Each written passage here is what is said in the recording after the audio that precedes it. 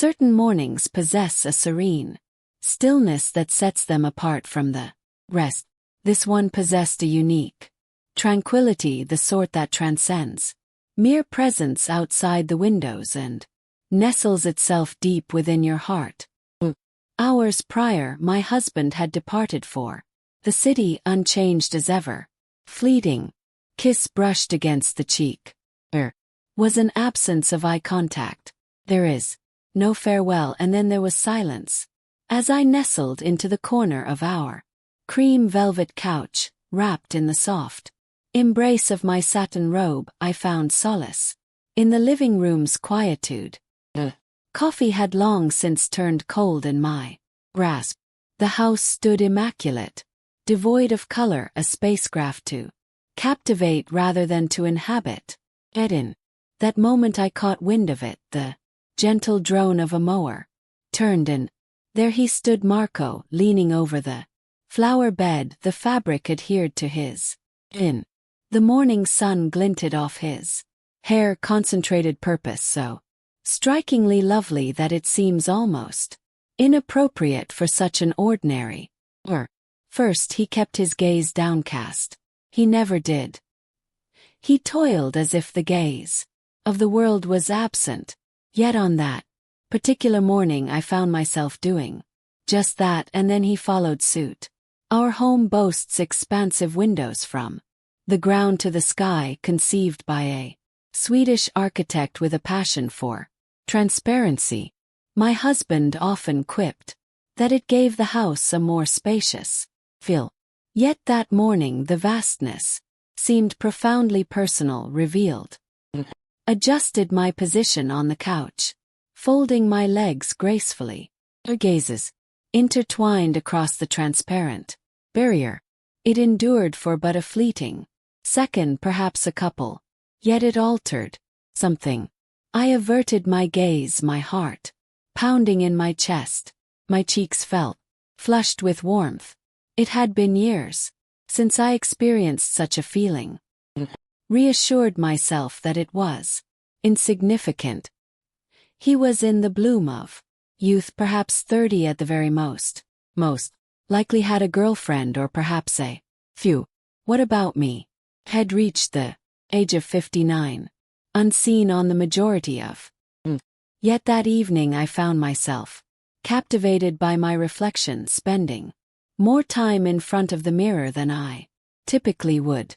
I gently swept my hair aside, apply the lotion, select a robe adorned with a touch of lace, perhaps some whimsical notions. Yet they found themselves drawn to the act of remembrance, as if emerging from lumber. By 7:30 the following morning, I found myself already settled in the living room. The curtains are pulled. Freshly brewed coffee, the robe draped just shy of modesty, and just as expected he made his entrance for once. It was he who caught sight of me first. He maintained his gaze. I did not, either. I feigned engagement with the pages before me. He feigned the act of weeding, yet an unspoken understanding lingered between us. A new chapter had begun. It is not a dialogue, not a single word, merely a thread. Slender, mute, yet undeniably powerful. As I savored my coffee, a thought crossed my mind. He is merely the gardener, and I merely a woman encased in glass. Why does it seem as though he is the sole person who has truly recognized my existence in ages? He approached with intent the following day, not in a single moment, in no manner that would have caught the attention of another. Yet I did. In a departure from his usual routine of beginning at the yard's edge, Marco chose to start his trimming near the side of the house, right by the windows near my side. Found myself there once more, clutching the familiar coffee draped in the same robe, and now a notebook resting in my lap, untouched by my pen. I feigned the act of scribbling down recipes. In reality my quill remained still. Initially I believed it to be mere chance.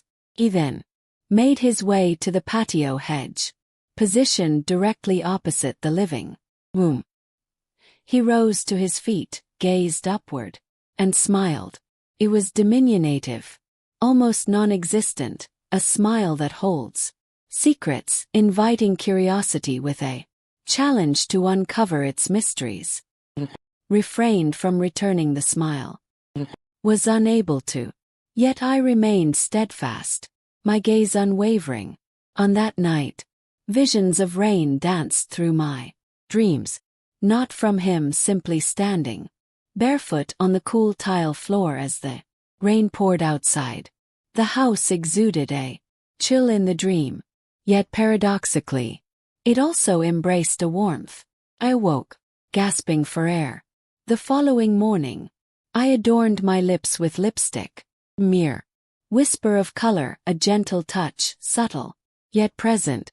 I never convinced myself it was meant for anyone but me. As I strolled by the mirror, I couldn't help but glance back, checking twice. He stood in the backyard as I pulled the curtains aside. On this occasion he offered a wave, and I returned the gesture with a wave, merely a delicate dance of fingertips, nothing further. Yet it resonated as a revelation. As the clock struck noon, I ventured outside, merely to retrieve the mail. Yet I remained, fining an inspection of the plants by the porch. He was present, nearer than he had ever approached. "Good morning," he remarked. His voice resonated with a depth I hadn't anticipated. Cozy, unhurried. There is a complete lack of urgency in the matter. I inclined my head in agreement. It appears the lavender is flourishing beautifully. He offered another smile.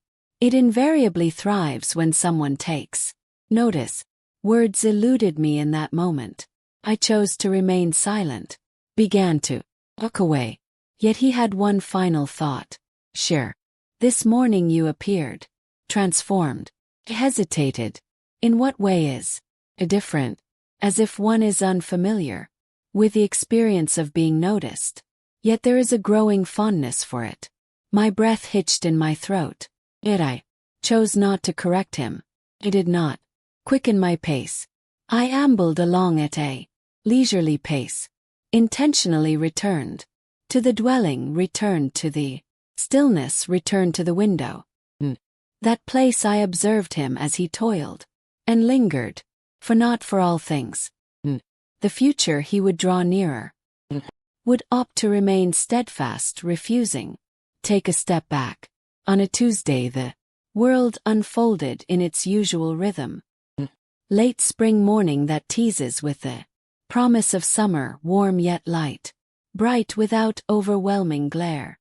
With a peach cradled in one hand and a linen robe gracefully cascading over my night gown, I found myself adrift with no destination in sight. The sound of the gate creaking open reached my ears.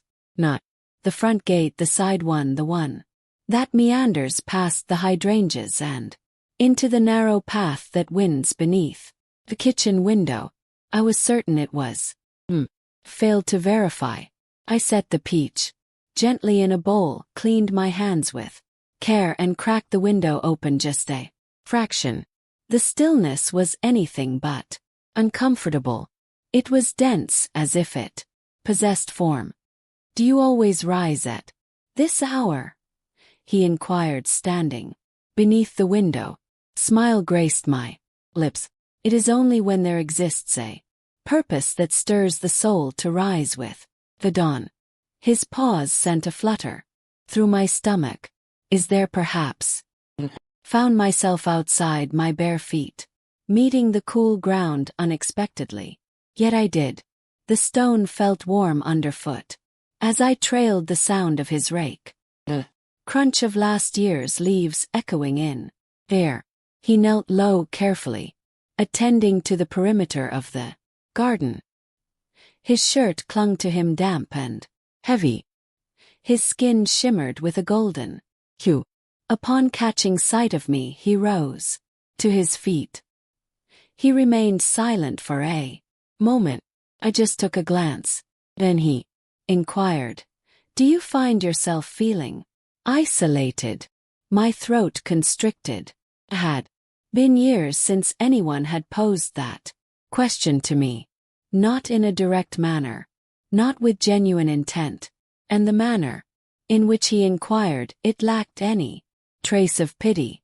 It was not concern. It was an insatiable curiosity.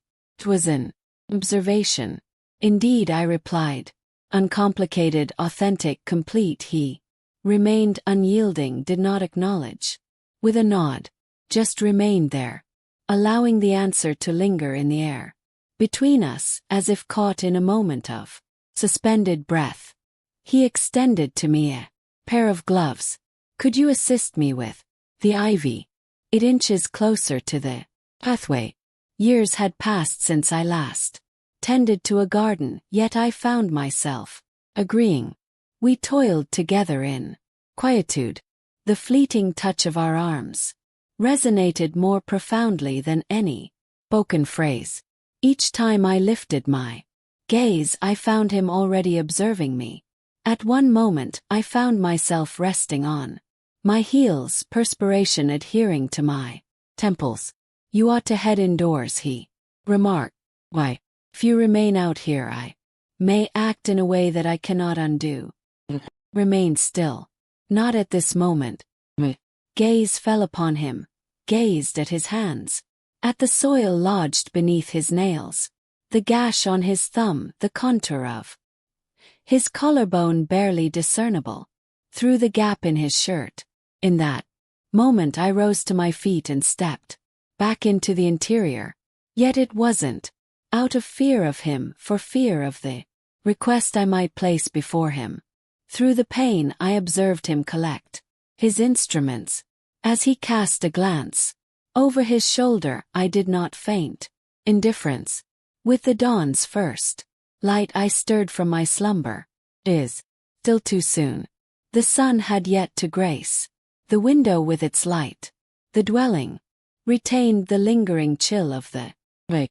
I rose regardless, cinched my robe more snugly, brewed my coffee and settled in to wait. 7:15, silence. 7:40. Silence lingers. At 8 o'clock I found myself pacing. The gate remained closed. Silence envelopes the gravel, untouched by footsteps.